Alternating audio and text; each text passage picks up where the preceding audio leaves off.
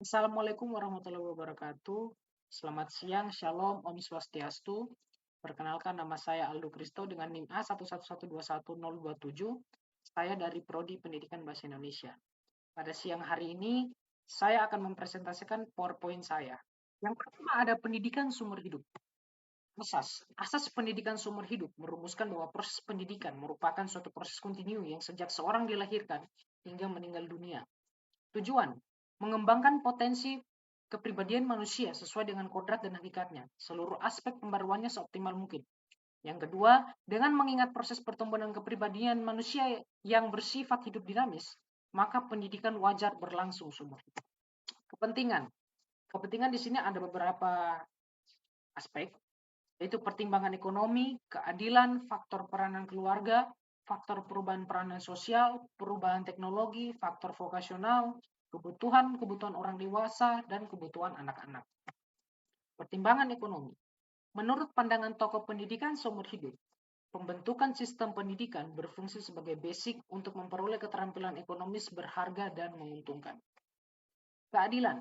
Keadilan dalam memperoleh pendidikan sumber hidup diusahakan oleh pemerintah. Dalam konteks, keadilan sumber hidup pada prinsipnya bertujuan untuk mengeliminasi pesanan sekolah sebagai alat untuk menyelesaikan ketidakadilan. Faktor peranan keluarga. Keluarga berfungsi sebagai sentral sumber pendidikan pada waktu silam. Pendidikan seumur hidup dapat memperlengkapi kerangka organisasi yang memungkinkan pendidikan mengambil alih tugas yang dulunya ditangani oleh keluarga. Faktor perubahan sosial. Pendidikan seumur hidup yang berisi elemen penting yang kuat dan memainkan peranan sosial yang amat beragam untuk mempermudah individu melakukan penyesuaian terhadap perubahan hubungan antara mereka dan orang lain. Perubahan teknologi. Perubahan teknologi menyebabkan peningkatan penyediaan informasi yang berakibat pada meningkatnya usia harapan hidup dan menurunnya angka kematian. Semakin banyaknya tersedia kekayaan, materi yang berakibat materialisme menjiwai nilai-nilai budaya dan spiritual. Faktor vokasional. Pendidikan vokasional diberikan untuk mempersiapkan tenaga kejuruan yang handal, terampil untuk menghadapi tantangan masa depan. Kebutuhan orang dewasa. Orang dewasa memiliki efek cepatnya perubahan dalam bidang keterampilan yang mereka miliki. Maka, diupayakan sistem pendidikan yang mampu mendidik orang dewasa. Kebutuhan anak-anak awal. Masa anak-anak awal merupakan basis untuk perkembangan kejiwaan selanjutnya. Meskipun dalam tingkat tertentu, pengalaman-pengalaman yang datang belakangan dapat memodifikasi perkembangan yang pondasinya sudah diletakkan oleh pengalaman sebelumnya. Pada materi yang kedua yaitu hubungan sekolah dan masyarakat. Pengertian hubungan antara sekolah dan masyarakat pada hakikatnya adalah suatu sarana yang cukup mempunyai peranan yang menentukan dalam rangka usaha mengadakan pembinaan pertumbuhan dan pengembangan murid-murid di sekolah. Secara umum, orang dapat mengatakan apabila terjadi kontak, pertemuan, dan lain-lain antar sekolah dengan orang di luar sekolah adalah kegiatan hubungan sekolah dengan masyarakat. Tujuan, untuk memajukan kualitas belajar dan pertumbuhan anak. Yang kedua, untuk memperkokoh tujuan dan memajukan kualitas penghidupan masyarakat. Yang ketiga, untuk mendorong masyarakat dalam membantu program bantuan sekolah dan masyarakat di sekolah. Peranan. Sekolah sebagai partner masyarakat dalam melaksanakan fungsi pendidikan. Dalam konteks ini berarti keduanya yaitu sekolah dan masyarakat dilihat sebagai pusat pendidikan yang potensial dan mempunyai hubungan yang fungsional. Yang kedua, sekolah sebagai prosedur yang melayani kesan-pesan pendidikan dari masyarakat lingkungannya. Berdasarkan hal ini, berarti antara masyarakat dan sekolah memiliki ikatan hubungan yang rasional berdasarkan kepentingan di kedua belah pihak. Yang ketiga, masyarakat berperan serta dalam mendirikan dan membiayai sekolah. Yang keempat, masyarakat berperan dalam mengawasi pendidikan agar sekolah tetap membantu dan mendukung cita-cita dan kebutuhan masyarakat. Yang kelima, masyarakat yang ikut menyediakan tempat pendidikan seperti gedung-gedung museum, perpustakaan, panggung-panggung kesenian, dan sebagainya. Tugas pokok, memberikan informasi dan penyampaian ide atau gagasan kepada masyarakat atau pihak-pihak lain yang membutuhkan. Yang kedua, membantu pemimpin yang karena tugas-tugas yang tidak dapat langsung memberikan informasi kepada masyarakat atau pihak-pihak yang memerlukan. Yang ketiga, membantu pemimpin mempersiapkan bahan-bahan tentang permasalahan dan informasi yang akan disampaikan atau yang menarik perhatian masyarakat pada saat tertentu. Yang keempat, melaporkan tentang pikiran-pikiran yang berkembang dalam masyarakat tentang masalah pendidikan. Yang kelima, membantu kepala sekolah bagaimana usaha untuk memperoleh bantuan dan kerjasama. Yang keenam, menyusun rencana bagaimana cara-cara memperoleh bantuan untuk kemajuan pelaksanaan pendidikan. Jenis-jenis. Ada 3 jenis-jenis hubungan masyarakat dengan sekolah. Yang pertama adalah hubungan edukatif, yang kedua hubungan kultural, dan yang ketiga hubungan institusional. Hubungan edukatif adalah hubungan kerjasama dalam hal mendidik murid antara guru di sekolah dan orang tua di dalam keluarga. Hubungan kultural yaitu usaha kerjasama antara sekolah dan masyarakat yang memungkinkan adanya saling membina dan mengembangkan kebudayaan masyarakat di tempat sekolah itu berada. Hubungan institusional, hubungan kerjasama antara sekolah dengan lembaga-lembaga atau instansi resmi lain, baik swasta maupun pemerintah, seperti hubungan kerjasama antara sekolah dengan sekolah-sekolah lainnya, kepala pemerintah setempat, ataupun perusahaan-perusahaan negara yang berkaitan dengan perbaikan dan perkembangan pendidikan pada umumnya. Materi yang ketiga adalah pendidikan dan pembangunan. Hubungan pendidikan dengan pembangunan. Yang pertama, peranan pendidikan dalam bidang pembangunan ekonomi, dan yang kedua, peranan pendidikan dalam pembangunan sumber daya manusia atau SDM. Peranan penting dalam bidang pembangunan ekonomi. Pendidikan memberikan kontribusi secara signifikan terhadap pembangunan ekonomi telah menjadi kebenaran yang bersifat aksiomatik. Bagai kajian akademis dan penelitian empiris telah membuktikan keabsahannya. Pendidikan bukan hanya melahirkan sumber daya manusia yang berkualitas, memiliki pengetahuan dan keterampilan, serta menguasai teknologi, tetapi juga dapat menumbuhkan iklim bisnis yang sehat dan kondusif bagi pertumbuhan ekonomi. Karena itu, investasi di bidang pendidikan tidak saja berfaedah bagi perorangan, tetapi juga bagi komunitas bisnis dan masyarakat umum. Pencapaian pendidikan pada semua level niscaya akan meningkatkan pendapatan dan produktivitas masyarakat. Peranan pendidikan dalam membangun sumber daya manusia atau SDM. Pendidikan pada hakikatnya berlangsung seumur hidup. Oleh karena itu, secara hakiki, pembangunan pendidikan merupakan bagian yang tidak dapat dipisahkan dalam upaya pembangunan manusia.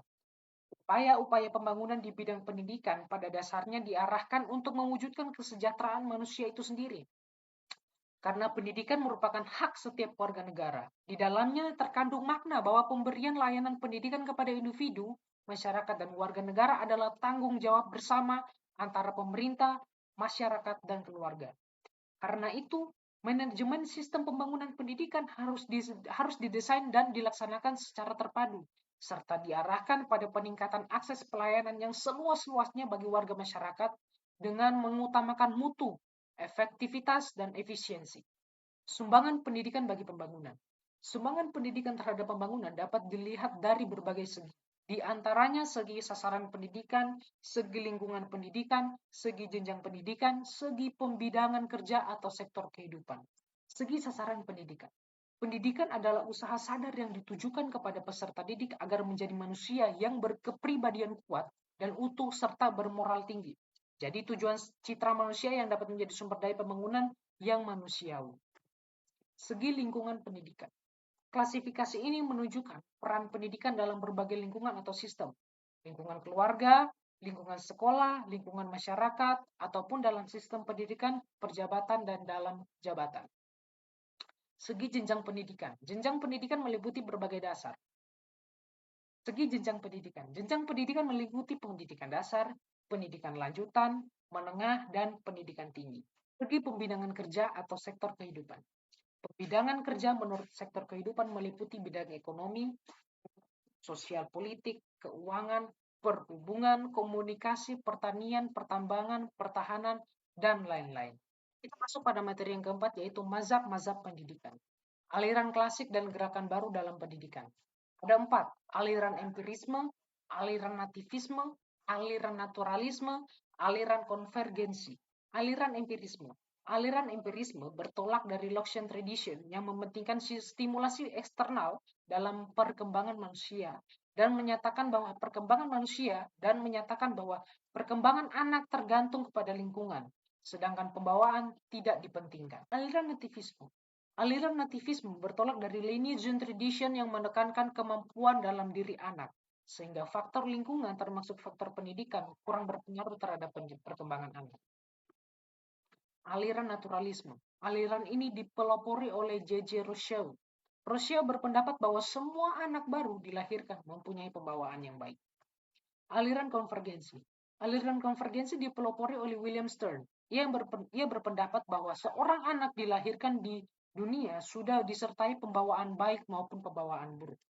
Aliran pokok pendidikan di Indonesia. Gagasan dan pelaksanaan pendidikan selalu dinamis sesuai dengan dinamika manusia dan masyarakatnya. Sejak dulu, kini maupun di masa depan, pendidikan itu selalu mengalami perkembangan sosial budaya dan perkembangan iptek. Pemikiran-pemikiran yang membawa pembaruan pendidikan itu disebut aliran-aliran pendidikan. Pemahaman terhadap pemikiran-pemikiran penting dalam pendidikan akan membekali tenaga kependidikan dengan wawasan kesejarahan, yakni mampu memahami kaitan antara pengalaman-pengalaman masa lampau, tuntutan dan kebutuhan masa kini, serta perkiraan atau antisipasi masa datang. Ya, materi selanjutnya adalah permasalahan pendidikan. Pengertian pendidikan. Pendidikan adalah proses pembelajaran yang merupakan kebutuhan primer yang harus dipenuhi.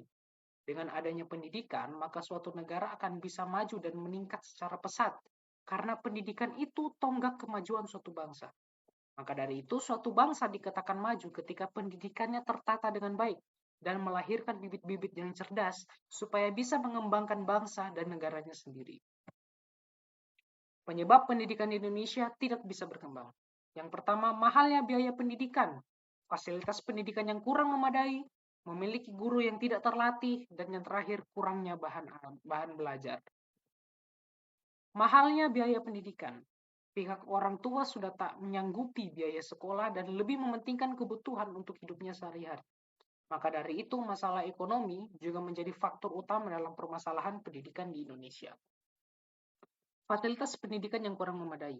Banyak sekolah-sekolah yang bangunannya hampir roboh, sudah tak layak dipakai untuk proses pembelajaran, tidak memiliki fasilitas seperti kursi, meja belajar, buku, perlengkapan teknologi, dan alat-alat penunjang lainnya yang mengakibatkan kurangnya optimal pendidikan di Indonesia.